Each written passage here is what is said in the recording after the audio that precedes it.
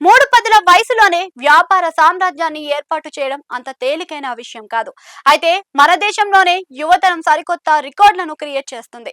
ఇప్పటి వరకు జరిగిన దానికన్నా భిన్నంగా పెద్ద ఎత్తున స్టార్టప్లను ఏర్పాటు చేయడమే కాదు, వేలాది మందికి ఉపాధి అవకాశాలు ఇవ్వటమే కాదు, వ్యాపార రంగంలో తమ సత్తా చాటుతున్న వైనం ఆసక్తికరంగా మారింది.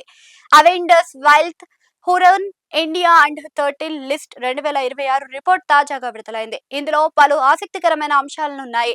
దేశవ్యాప్తంగా 30 ఏళ్ల లోపు వయసున్న 102 మంది యువ పారిశ్రామికవేత్తలు, నవతరం వ్యాపార వారసులను ఈ రిపోర్ట్ గుర్తించింది.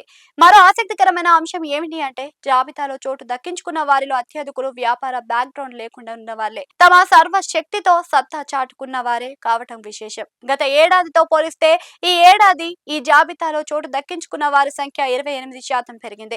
ఈ యువ వ్యాపారవేత్తలు ప్రాతినిధ్యం వహిస్తున్న సంస్థల మొత్తం విలువ సుమారు 2.9 లక్షల కోట్లుగా నమోదైంది.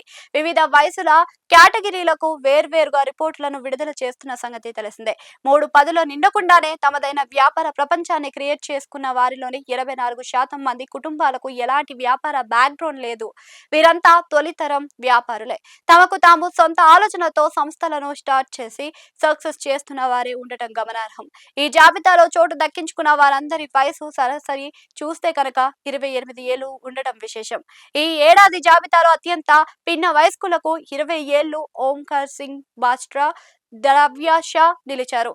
వీరిద్దరిలో కూడా ఒకరు స్పేస్ టెక్ కాగా మరొకరు ఏఐ రంగంలో స్టార్టప్లను నిర్మిస్తున్నారు. గత ఏడాది జాబితాలో చోటు దక్కించుకున్న వారిలో అత్యంత పిన్న వయస్కులకు 22 ఏళ్లు నమోదు అయితే ఈ ఏడాది మరో 2 ఏళ్లు తగ్గటం గమనార్హం.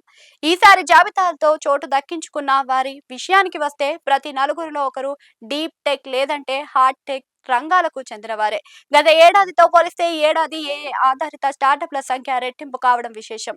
ఈ జాబితాతో మొత్తం 6 మహిళలు పారిశ్రామికవేత్తలు చోటు దక్కించుకున్నారు. స్టార్టప్ కేంద్రంగా బెంగళూరు మహానగరం తన ఆధిపత్యాన్ని కొనసాగించింది. మొత్తం జాబితాలోని 21 మంది ఈ మహానగరానికి చెందిన వారే. గత ఏడాది 7 ఉండంగా ఈసారి అంతకు 3 రెట్లు పెరిగారు. ఆసక్తికరమైన మరో అంశం ఏమిటి అంటే, ఈసారి జాబితాలో చోటు దక్కించుకున్న వారిలో 40 మంది యువ వ్యాపారవేత్తలు మెట్రో నగర వెలుపల ప్రాంతాలకు చెందిన వారు కావటం.